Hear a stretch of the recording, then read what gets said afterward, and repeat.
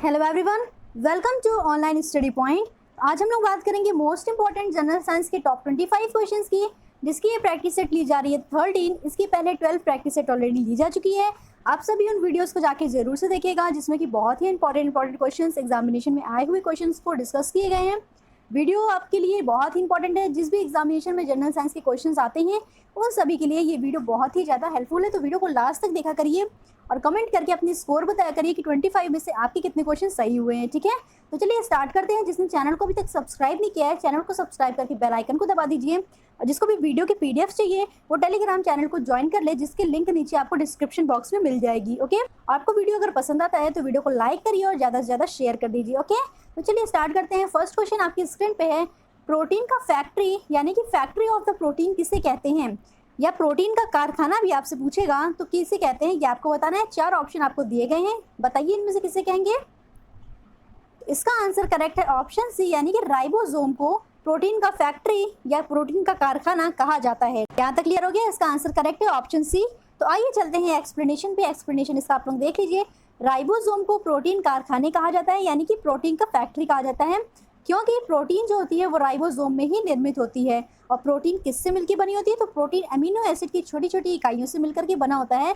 जब आप मांस या अंडे का सफेदा खाते हैं तो यह अमीनो एसिड में टूट जाता है और जो डीएनए में मौजूद कोड के अनुसार राइबोसोम में पुनर्व्यवस्थित हो जाता है। ओके, यहाँ तक क्लियर हुआ? तो ओवरऑल आपको पूछेगा क्वेश्चन कि राइबोसोम में क्या निर्मित होता है, तो राइबोसोम में प्रोटीन निर्मित होता है। और राइबोसोम को क्या कहते हैं, तो राइबोसोम को प्रोटीन का कारखाना या फिर फैक्ट्री ऑफ द प्रोटीन भी कहा जाता है। जैसा कि आप डायग्राम में देख रहे हो, इसमें जो छोटे छोटे पाए जा रहे हैं ये सारे क्या हैं, ये सारे राइबोसोम्स हैं। ओके, सेल के अंदर ये क्या है, राइबोसोम छोटे छोटे पाए जाते हैं। यहाँ तक क्लियर हो गया? तो चलिए फिर हम लोग चलते हैं नेक्स्ट क्वेश्चन पे। नेक्स्ट क्वेश्चन आपकी स्क्रीन पे है, भारत में फूलों की अधिकतम किस्में कहाँ पाई जाती हैं, आपसे ये पूछा है। भारत में फूलों की अधिकतम किस्में कहाँ पाई जाती हैं, ये आपको बताना है। तो इसका आंसर जैसा कि आप लोग स्क्रीन पे देख रहे होंगे, वैली ऑफ फ्लावर्स कहते हैं, जो कहाँ पाया जाता है, उत्तराखंड में पाया जाता है, यानी कि इसका नाम उत्तरांचल भी है। तो इसका आंसर क्या करेक्ट हो जाएगा, इसका आंसर करेक्ट हो जाएगा ऑप्शन सी। ओके, तो भारत में फूलों की अधिकतम किस्में उत्तरांचल में पाई जाती हैं। आइए चलते हैं, इसका एक्सप्लेनेशन देख लेते हैं। फूलों की घाटी राष्ट्रीय उद्यान एक फूलों की घाटी का नाम, जिसे अंग्रेजी में वैली ऑफ फ्लावर्स कहते हैं। यह भारतवर्ष के उत्तराखंड राज्य के गढ़वाल क्षेत्र में स्थित है। कहाँ पे? गढ़वाल क्षेत्र में। ठीक है, यह फूलों की घाटी विश्व संगठन यूनेस्को द्वारा सन 1982 में घोषित विश्व धरोहर स्थल नंदा देवी अभ्यारण्य यानी कि नंदा देवी राष्ट्रीय उद्यान का ही एक भाग है। याद रखिएगा, जो वैली ऑफ फ्लावर्स है वो नंदा देवी राष्ट्रीय उद्यान का ही क्या है, एक भाग है। और क्या है, नीचे देखिए, हिमालय क्षेत्र पिंडर घाटी अथवा पिंडर वैली के नाम से भी यह जाना जाता है। तो यह किस और नाम से जाना जाता है, तो पिंडर वैली के नाम से भी जाना जाता है, वैली ऑफ फ्लावर्स। ओके, यहाँ तक क्लियर? तो चलिए चलते हैं नेक्स्ट क्वेश्चन पे। नेक्स्ट क्वेश्चन आपकी स्क्रीन पे, शरीर में ताप का नियमन मस्तिष्क यानी कि ब्रेन के किस अंग द्वारा होता है। शरीर में जो ताप का नियमन होता है वो मस्तिष्क यानी कि ब्रेन के किस अंग के द्वारा होता है, ये आपको बताना है। डायग्राम में देखिए, ये डायग्राम दिया गया है, आप इसको पहचानिए, ये क्या है, क्या करेक्ट हो जाएगा इसका आंसर। तो इसका आंसर करेक्ट हो जाएगा ऑप्शन बी, यानी कि हाइपोथैलेमस। ठीक है, हाइपोथैलेमस में शरीर के ताप का नियंत्रण होता है। आइए देख लेते हैं इसमें हाइपोथैलेमस में और क्या क्या होता है। तो हाइपोथैलेमिक डिस्फंक्शन समस्या में ब्रेन के हाइपोथैलेमस भाग की कार्य क्षमता गड़बड़ाती है। अगर आपसे पूछ रहेगा कि हाइपोथैलेमिक डिस्फंक्शन में क्या होता है, तो इसमें हाइपोथैलेमस भाग की कार्य क्षमता गड़बड़ाती है। ठीक है, और ये कहाँ पे पाई जाती है, तो यह भाग पिट्यूटरी ग्लैंड यानी कि पीयूष ग्रंथि को नियंत्रित करता है, जो सभी ग्रंथियों में प्रमुख है। पीयूष ग्रंथि को हम लोग क्या कहते हैं, मास्टर ग्रंथि भी कहते हैं ना। पीयूष ग्रंथि को मास्टर ग्रंथि कहते हैं। तो ये सारी ही ग्रंथियों को नियंत्रित करता है, मास्टर करता है, इसलिए इसको मास्टर ग्रंथि कहते हैं। और यह शरीर के तापमान, नींद, मूड, वजन, प्यास, भूख, प्रजनन, बॉडी क्लॉक आदि को भी कंट्रोल करती है। ठीक है, तो हाइपोथैलेमस इन सभी को कंट्रोल करती है। आपका क्वेश्चन क्या था, कि आपका क्वेश्चन था कि शरीर के तापमान को नियंत्रित कौन करती है, तो शरीर के तापमान को नियंत्रित करती है हाइपोथैलेमस। आपका आंसर करेक्ट है बी। ओके, चलिए चलते हैं नेक्स्ट क्वेश्चन पे। नेक्स्ट क्वेश्चन आपकी स्क्रीन पे है, निम्न में से कौन सा असत्य फल यानी कि फॉल्स फ्रूट है। आप लोग इसको बताइए, फिर हम आपको एक्सप्लेन कर देते हैं कि फॉल्स फ्रूट किसे कहा जाता है। तो इसका आंसर करेक्ट है ऑप्शन सी, यानी कि ए और बी दोनों। सेब भी फॉल्स फ्रूट है और काजू भी फॉल्स फ्रूट है। ठीक है, तो इसका आंसर करेक्ट है ऑप्शन ए और बी दोनों। आइए इसका एक्सप्लेनेशन देखते हैं। एक गलत फल अंडाशय के अलावा पुष्प भागों से प्राप्त होता है, और इसमें क्या क्या होगा, तो इसमें काजू होगा, सेब होगा, नाशपाती है। ठीक है, ओके, आप देख लीजिए अच्छे से, काजू है, सेब है, नाशपाती है, लौकी, ककड़ी, ठीक है, सहतूत, कैलिकस, ये सब इसमें पाए जाते हैं गलत फल में। अगर आपसे फॉल्स फ्रूट पूछेगा और ये सारे ऑप्शन है तो आपका आंसर करेक्ट हो जाएगा सभी। ओके, क्योंकि वे पुष्पक्रम से विकसित होते हैं। कौन कौन सा और है देखिए, जैकफल और पाइन सेब भी झूठे फल है यानी कि फॉल्स फ्रूट है। क्यों? क्योंकि वे पूरे पूरे पुष्पक्रम से ही विकसित होते हैं। ओके, यहाँ तक क्लियर। चलिए चलते हैं नेक्स्ट क्वेश्चन पे। नेक्स्ट क्वेश्चन आपके स्क्रीन पे, साधारण बातचीत की तीव्रता डेसिमल में कितनी होती है? जैसे कि आप लोग साधारण बातचीत अगर करोगे तो उसमें ध्वनि की तीव्रता आपसे पूछा है कितनी होनी चाहिए डेसिबल में। डेसिबल को कैसे करते हैं? डेसिबल का शॉर्ट फॉर्म ऐसे लिखा होता है, ठीक है, स्मॉल डी और कैपिटल बी, डेसिबल। और ये किसकी इकाई होती है? तो यह ध्वनि की तीव्रता मापने की इकाई होती है। ध्वनि की तीव्रता कैसे करते हैं? डेसिमल में व्यक्त करते हैं, ठीक है। ओके, तो जल्दी से इसका आंसर बताइए, साधारण बातचीत की तीव्रता डेसिमल में कितनी होती है? तो इसका आंसर करेक्ट है ऑप्शन सी, यानी कि 30 से 40। कितनी होती है? 30 से 40 होती है साधारण बातचीत में ध्वनि की तीव्रता। ओके, चलिए चलते हैं नेक्स्ट क्वेश्चन पे। नेक्स्ट क्वेश्चन आपकी स्क्रीन पे है, वर्षा की बूंद गोलाकार होती है, किस वजह से वर्षा की बूंद गोलाकार होती है? बताइए। तो इसका आंसर करेक्ट है ऑप्शन ए, यानी कि पृष्ठ तनाव के कारण, सरफेस टेंशन के कारण वर्षा की जो बूंद होती है वो गोलाकार होती है। ओके, आइए इसको एक्सप्लेन कर देते हैं। पृष्ठ तनाव किसी द्रव की सतह या पृष्ठ का एक विशिष्ट गुण होता है। दूसरे शब्दों में अगर समझें तो पृष्ठ तनाव के कारण ही द्रव्यों का पृष्ठ एक प्रकार की प्रत्यास्था का गुण प्रदर्शित करता है, और पृष्ठ तनाव के कारण ही पारे के जो बूंद होती है गोल आकार धारण कर लेती है, ना कि कोई अन्य रूप। ठीक है, तो उस पर साइड साइड से जब सरफेस टेंशन लगता है तो वह क्या करती है? गोले का रूप धारण कर लेती है, और किसकी वजह से? पृष्ठ तनाव की वजह से। ओके, यहाँ तक क्लियर। क्वेश्चन 7 अब आपकी स्क्रीन पे है। क्वेश्चन 7 को पढ़िए, क्या है? वनस्पति विज्ञान के जनक कौन है? तो वनस्पति विज्ञान के जनक कौन है ये आपको बताना है। क्या करेक्ट हो जाएगा इसका आंसर? तो इसका आंसर करेक्ट है ऑप्शन डी, यानी कि थियोफ्रेस्ट। थियोफ्रेस्ट किसके जनक है? तो ये वनस्पति विज्ञान के जनक है। और जंतु विज्ञान के जनक पूछेगा तो जंतु विज्ञान के जनक हो जाएंगे क्या? अरस्तु।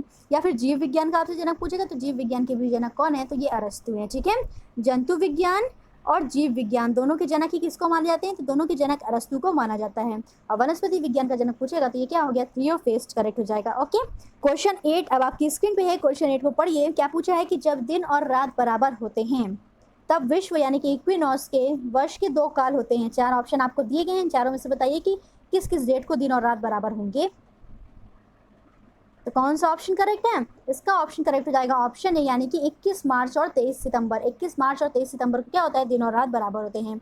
इक्विनॉक्स का मतलब समझिए, इक्विनॉक्स में इक्वी का मतलब हो गया इक्वल और नॉक्स का मतलब हो गया दिन और रात, यानी कि दिन और रात बराबर होते हैं कब? तो ये हो जाएंगे 21 मार्च और 23 सितंबर को। आइए डायग्राम से इसका एक्सप्लेनेशन देख लेते हैं। इक्विनॉक्स कब कब होता है? तो जैसे कि आपको डायग्राम में दिख रहा होगा कि ये 22 से 23 सितंबर, एग्जैक्ट डेट याद रखिए, एग्जैक्ट डेट 23 सितंबर और 21 मार्च। ठीक है, 21 मार्च और 23 सितंबर को क्या होता है? इक्विनॉक्स होता है। ये क्यों होता है? क्योंकि सूर्य की किरणें जो होती हैं वो विषुवत रेखा पर सीधे पड़ती हैं, और इस दिन दोनों ही दिन क्या होता है? दिन और रात दोनों ही क्या होती हैं? बराबर होती हैं। ठीक है, दिन और रात दोनों बराबर होती हैं। ओके, यहाँ तक क्लियर हो गया। तो चलिए चलते हैं नेक्स्ट क्वेश्चन पे। नेक्स्ट क्वेश्चन आपके स्क्रीन पे है, पानी से भरे एक बर्तन में अगर बर्फ का टुकड़ा तैर रहा है और पूरी बर्फ के पिघलने पर जल का स्तर क्या हो जाएगा? आपको बताना है कि पूरी बर्फ जब पिघल जाएगी तो बर्तन में जल का स्तर क्या रहेगा, ये बताइए। क्या हो जाएगा इसका आंसर करेक्ट? तो इसका आंसर करेक्ट हो जाएगा ऑप्शन सी, यानी कि अपरिवर्तित रहेगा। अपरिवर्तित रहेगा। ठीक है, जैसा कि आप डायग्राम में देख रहे हो कि अगर बर्फ का टुकड़ा इसमें तैर रहा है और जब ये पूरा पिघल जाएगा तो जो पानी का जल स्तर है वो अपरिवर्तित रहेगा, यानी कि यहीं तक रहेगा। क्यों रहेगा ऐसा, ये एक्सप्लेनेशन में समझा देते हैं। पानी के ग्लास में तैर रहा बर्फ का टुकड़ा जब पूरी तरह पिघल जाएगा तब पानी का स्तर अपरिवर्तित रहेगा। क्यों रहेगा? क्योंकि बर्फ के पिघलने पर जल स्तर समान रहता है। क्यों? क्योंकि एक तैरने वाली वस्तु अपने स्वयं के वजन के बराबर पानी की मात्रा पहले से ही विस्थापित कर चुकी होती है। ये प्रिंसिपल आपने पढ़ा होगा कि जब भी कोई वस्तु पानी में डाली जाएगी तो वह अपने वजन के बराबर यानी कि अपनी भार के बराबर क्या करती है? जल को हटाती है। तो जब वह अपने भार के बराबर जल को हटाएगी तो पहले से ही उसने विस्थापित कर दिया, और अगर बर्फ पिघल जाएगी तो पानी का जल स्तर जो है वो समान रहेगा, यानी कि अपरिवर्तित रहेगा। Okay, all clear. तो चलिए चलते हैं नेक्स्ट क्वेश्चन पे। नेक्स्ट क्वेश्चन आपकी स्क्रीन पे है, मनुष्य का वैज्ञानिक नाम क्या है? आपसे पूछा है मनुष्य का वैज्ञानिक नाम क्या है। बहुत ही इंपॉर्टेंट क्वेश्चन, याद करके रखिए, काफ़ी बार एग्जामिनेशन में पूछा गया है। तो मनुष्य का वैज्ञानिक नाम क्या है? इसका आंसर करेक्ट है ऑप्शन सी, यानी कि होमो सैपियंस। ठीक है, होमो सैपियंस मनुष्य का वैज्ञानिक नाम है। ओके, तो क्वेश्चन 11 अब आपकी स्क्रीन पे है। क्वेश्चन 11 को पढ़िए, आपातकालीन ग्रंथि यानी कि इमरजेंसी ग्लैंड किससे कहते हैं? 4 ऑप्शन आपको दिए गए हैं, इनमें से बताना है कि इमरजेंसी ग्लैंड किससे कहते हैं। जैसा कि आप लोग डायग्राम में देख ही रहे होंगे कि किडनी है, और किडनी के ऊपर कौन सी ग्लैंड पाई जा रही है? तो किडनी के ऊपर ग्लैंड पाई जा रही है एड्रिनल ग्लैंड। कौन सी ग्लैंड पाई जा रही है? एड्रिनल ग्लैंड पाई जा रही है, यानी कि इसका ऑप्शन करेक्ट है ऑप्शन सी, क्या है, एड्रिनल ग्लैंड को ही आपातकालीन ग्रंथि यानी कि इमरजेंसी ग्लैंड कहते हैं। ओके, यहाँ तक क्लियर हो गया। यह किस पे पाई जाती है, तो यह किडनी के ऊपर पाई जाती है। दोनों साइड देखिए किडनी के ऊपर एड्रिनल ग्लैंड लगी हुई हैं। आइए देख लेते हैं इसका फंक्शन। जब कोई व्यक्ति बहुत ही खुश या डरा हुआ होता है तो यह हार्मोन बहुत ही अधिक मात्रा में स्रावित होता है और इस ग्रंथि को आपातकालीन ग्रंथि यानी कि ग्लैंड्स ऑफ इमरजेंसी भी कहते हैं। क्या कहते हैं, ग्लैंड्स ऑफ इमरजेंसी भी कहते हैं। ओके, यहाँ तक क्लियर हो गया। तो चलिए चलते हैं नेक्स्ट क्वेश्चन पे। नेक्स्ट क्वेश्चन आपकी स्क्रीन पे है, पढ़िए क्या है। किस विटामिन की कमी के कारण बाल सफ़ेद होते हैं। आपसे क्वेश्चन पूछ रहा है किस विटामिन की कमी के कारण बाल सफ़ेद होते हैं और 4 ऑप्शन दिए गए हैं। जैसे कि आपको आंसर पहले से पता हो गया है, जैसे कि डायग्राम में आप लोग देख रहे होंगे, तो इसका आंसर करेक्ट ऑप्शन है यानी कि विटामिन B3। ठीक है, विटामिन B3 की कमी के कारण बाल सफ़ेद हो जाते हैं। ओके, तो क्वेश्चन 13 अब आपकी स्क्रीन पे है। क्वेश्चन 13 को पढ़िए। किस विटामिन को हार्मोन भी कहा जाता है। आपसे पूछ रहा है किस विटामिन को हार्मोन भी कहते हैं। तो 4 ऑप्शन दिए गए हैं, vitamin A, vitamin C, vitamin D और विटामिन बी। तो चारों ऑप्शन में से कौन सा ऑप्शन करेक्ट हो जाएगा। इसका आंसर करेक्ट ऑप्शन सी यानी कि विटामिन डी को हार्मोन भी कहते हैं। ठीक है ना, तो विटामिन डी को हार्मोन भी कहा जाता है। आइए इसका एक्सप्लेनेशन देख लेते हैं। एक्सप्लेनेशन क्या है, विटामिन डी एक हार्मोन है जो गुर्दे का उत्पादन करता है, जो रक्त कैल्शियम एकाग्रता को नियंत्रित करता है और प्रतिरक्षा प्रणाली को प्रभावित करता है। प्रतिरक्षा प्रणाली को भी प्रभावित करता है और इसके अन्य नाम भी दिए गए हैं आपको स्क्रीन पे। ओके, यहाँ तक क्लियर हो गया। तो चलिए चलते हैं नेक्स्ट क्वेश्चन पे। जल्दी से बताइए, स्थिर ताप पर गैस का आयतन कम करने से उसका दाब पर क्या प्रभाव पड़ेगा। स्थिर ताप पर गैस का आयतन कम कर देंगे तो उसके दाब पर क्या प्रभाव पड़ेगा, कम होगा, बढ़ जाएगा, नियत रहेगा या फिर कोई भी नहीं। तो क्या करेक्ट होगा इसका आंसर, जब गैस का आयतन कम करेंगे तो उसका दाब क्या होगा, उसका दाब बढ़ जाएगा। ठीक है, गैस का आयतन कम करेंगे तो उसका दाब बढ़ जाएगा और स्थिर टेम्परेचर है तो ये किस नियम को फॉलो कर रहा है, तो ये बॉयल्स नियम को फॉलो कर रहा है। आइए इसका एक्सप्लेनेशन आपको बताते हैं। स्क्रीन पे है क्या है, बॉयल का नियम आदर्श गैस का दाब और आयतन में संबंध बताता है। इनके अनुसार नियत ताप पर यानी कि फिक्स्ड टेम्परेचर पर जो गैस का आयतन यानी कि वॉल्यूम होगा वो दाब के व्युत क्रमानुपाती होगा। तो वॉल्यूम दाब के व्युत क्रमानुपाती है, ये है बॉयल का नियम। इसी के अनुसार क्या होता है, जब हम आयतन को कम कर देंगे तो इसका जो दाब है वो क्या होगा, बढ़ जाएगा। आयतन को कम करने पर दाब क्या होगा, तो दाब बढ़ जाएगा। ओके, यहाँ से क्लियर हो गया, व्युत क्रमानुपाती है इसलिए ऐसा हो रहा है। जब जब आयतन कम होगा तब तब दाब बढ़ेगा और आयतन को अगर बढ़ा देंगे तो दाब क्या होगा, तो दाब कम हो जाएगा। ये ध्यान रखिएगा कि दोनों एक दूसरे के इनवर्स प्रोपोर्शनल चलते हैं। ठीक है, इनवर्स प्रोपोर्शनली दोनों एक दूसरे के चलते हैं। यहाँ पे P क्या है, तो P गैस का दाब है, V क्या है, V गैस का आयतन है। ओके, तो चलिए चलते हैं नेक्स्ट क्वेश्चन पे। आपकी स्क्रीन पे है, मानव शरीर में मास्टर ग्रंथि क्या कहलाती है। जैसे कि हमने आपको बता चुके हैं ऑलरेडी हाइपोथैलेमस वाले भाग में कि मानव शरीर में मास्टर ग्रंथि कहलाती है। तो इसका आंसर करेक्ट ऑप्शन है यानी कि पिट्यूटरी ग्लैंड, इसको हम पीयूष ग्रंथि भी कहते हैं। ठीक है, पिट्यूटरी ग्लैंड यानी कि पीयूष ग्रंथि, ये क्या कहलाती है, मास्टर ग्रंथि कहलाती है। क्यों, क्योंकि ये सभी ग्रंथियों को क्या करती है, मास्टर करती है। क्या करती है, सभी ग्रंथियों को मास्टर करती है। ओके, आइए इसका देखिए एक्सप्लेनेशन। स्थिति ये कहाँ पे पाई जाती है, तो यह मस्तिष्क के नीचे भाग में लटकी हुई होती है। रचना कैसी, यह सबसे छोटी अस्थि है तथा लाल व भूरे रंग की होती है। इसका व्यास कितना होता है, तो इसका व्यास 12 मिलीमीटर होता है। इसका कार्य क्या होता है, तो शारीरिक विकास के लिए बहुत ही महत्वपूर्ण माना जाता है और यह 2 भागों में बांटी गई है, ए आगे का भाग और बी क्या होता है, पीछे का भाग। ठीक है, जैसे कि आप लोग डायग्राम में देख भी पा रहे होंगे। तो पिट्यूटरी ग्लैंड मास्टर ग्रंथि कहलाती है। क्यों, क्योंकि ये सभी ग्रंथि को नियंत्रित करती है। इतना आप लोग समझ लीजिए। ओके, चलिए चलते हैं नेक्स्ट क्वेश्चन पे। नेक्स्ट क्वेश्चन आपकी स्क्रीन पे है, जब कोई व्यक्ति सोता है तो उसका रक्तचाप यानी कि ब्लड प्रेशर क्या हो जाएगा।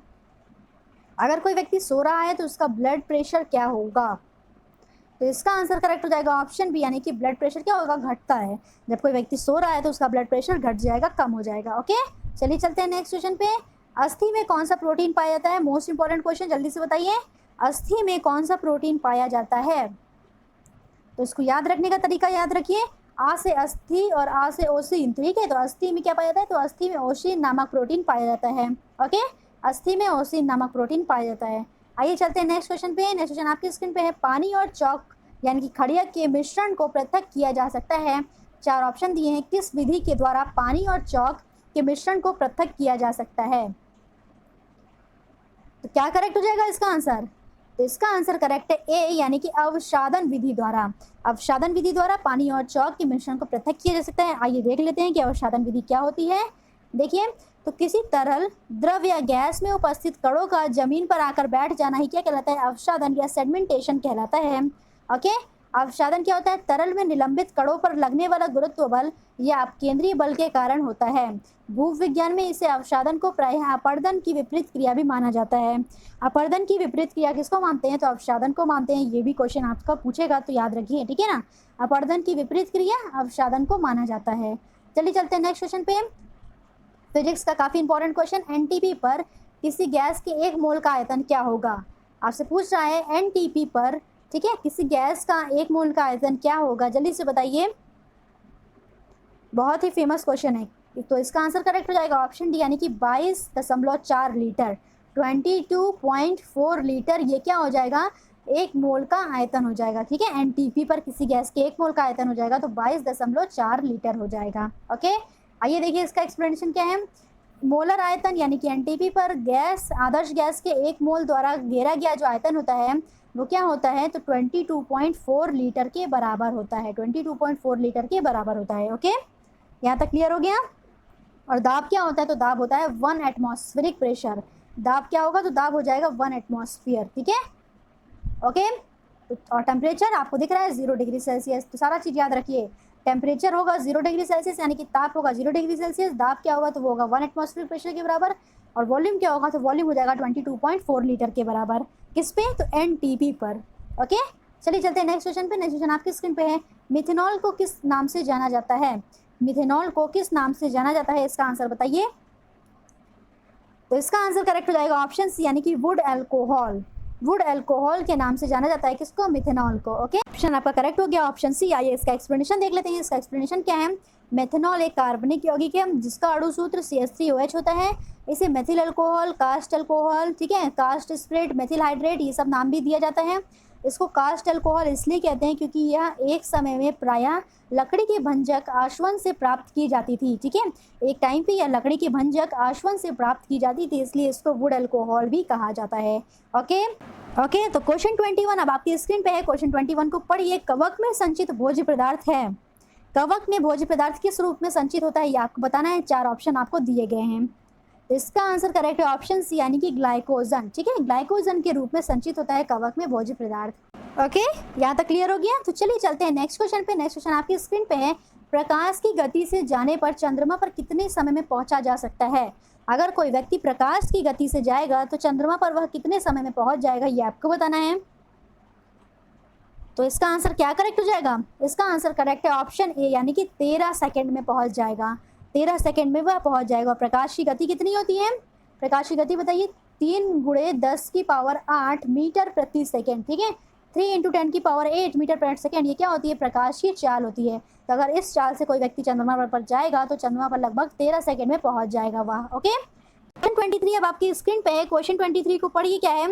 प्रेशर कुकर में सब्जियां जल्दी पक जाती हैं क्योंकि, क्या करेक्ट हो जाएगा इसका आंसर? प्रेशर कुकर में सब्जियां जल्दी क्यों पक जाती हैं?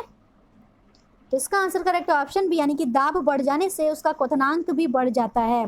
जैसे जैसे दाब बढ़ेगा वैसे वैसे क्वथनांक बढ़ेगा, तो इस वजह से प्रेशर कुकर में दाब काफ़ी ज़्यादा बढ़ जाता है। तो क्वथनांक बढ़ जाने की वजह से सब्जियां क्या होती हैं? जल्दी पक जाती हैं। ओके, तो चलिए चलते हैं नेक्स्ट क्वेश्चन पे। नेक्स्ट क्वेश्चन आपकी स्क्रीन पे, नारियल का फल होता है।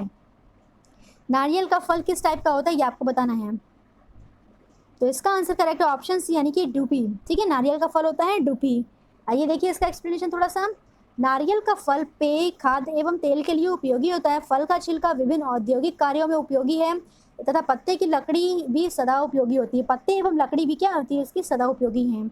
इनकी उपयोगिताओं के कारण नारियल को कल्प वृक्ष कहा जाता है। इतनी सारी उपयोगिताओं के कारण नारियल को कहा जाता है, तो नारियल को कल्प वृक्ष कहा जाता है। भारतवर्ष में नारियल की खेती एवं उद्योग के समेकित विकास के लिए भारत सरकार ने 1981 में नारियल विकास बोर्ड का गठन किया था। किसका गठन किया? तो नारियल विकास बोर्ड का गठन किया। और नारियल विकास बोर्ड का गठन कब किया गया? तो वो किया गया 1981 में। किसके द्वारा किया गया? तो भारत सरकार के द्वारा किया गया। ओके, तो चलिए चलते हैं नेक्स्ट क्वेश्चन पे। एक चीज़ और समझ लीजिए कि नारियल को क्या कहा जाता है? तो नारियल को कल्प वृक्ष भी कहा जाता है। ओके, तो चलिए आप चलते हैं नेक्स्ट क्वेश्चन पे, जो कि आज का लास्ट क्वेश्चन है। केल्विन पैमाने के किस बिंदु पर जल उबलता है? केल्विन पैमाने पर किस बिंदु पर जल उबलता है? आप सभी को पता है कि जल का, यानी कि पानी का जो बॉइलिंग पॉइंट होता है वो होता है 100 डिग्री सेल्सियस। तो पानी का बॉइलिंग पॉइंट होता है 100 डिग्री सेल्सियस, ये आप सभी को पता है। अब आपसे पूछा है केल्विन में कितने डिग्री सेल्सियस पर, यानी कि कितने केल्विन पर जल उबलने लगेगा। तो इसका आंसर क्या करेक्ट हो जाएगा? इसका आंसर करेक्ट हो जाएगा ऑप्शन बी, यानी कि 373 केल्विन पर जल उबलता है। कैसे हो रहा है ये, तो आइए इसका एक्सप्लेन कर देते हैं आपको। डेफिनेशन देखिए जरा सा। तो 0 डिग्री सेल्सियस जो होता है वो किसके बराबर होता है, तो वो बराबर होता है 273 केल्विन के। ठीक है, तो आपसे पूछा है 100 डिग्री सेल्सियस किसके बराबर होगा, तो 100 डिग्री सेल्सियस बराबर हो जाएगा किसके, 273 पे आप लोग 100 को और जोड़ दीजिए, तो ये बराबर हो जाएगा किसके, 373 केल्विन के। यही आपका आंसर करेक्ट हो जाएगा कि 100 डिग्री सेल्सियस पर जल उबलता है तो केल्विन में कितने पे उबलेगा, तो केल्विन में उबल जाएगा 373 केल्विन पे। ओके, यहाँ तक आपको क्लियर हो गया। ठीक है, तो चलिए चलते हैं कल का क्वेश्चन जो आपको दिया गया था। वायु में थोड़ी देर रखने पर किसी धातु के ऊपर हरे रंग का बेसिक कार्बोनेट की परत जम जाती है तो वह धातु है। तो आपसे पूछा गया था, तो इसका आंसर करेक्ट ऑप्शन है यानी कि तांबा, और आप सभी ने राइट आंसर दिया था। ओके, तो आज का सवाल देखिए क्या है। आज का सवाल है कि चमगादड़ किस वर्ग का प्राणी है। आपको बताना है कि चमगादड़ किस वर्ग का प्राणी है। 4 ऑप्शन दिए गए हैं, इनमें से क्या ऑप्शन करेक्ट है। ओके, तो इसको कमेंट करके बताइए कि इसका ऑप्शन क्या करेक्ट होना चाहिए, और 25 में से आपके कितने क्वेश्चन करेक्ट हुए ये भी आप लोग कमेंट करके बताओ। ओके, वीडियो पसंद आया है तो वीडियो को लाइक करिए, ज़्यादा से ज़्यादा शेयर करिए और अपने रिव्यूज़ जरूर बताइए। Thank you so much.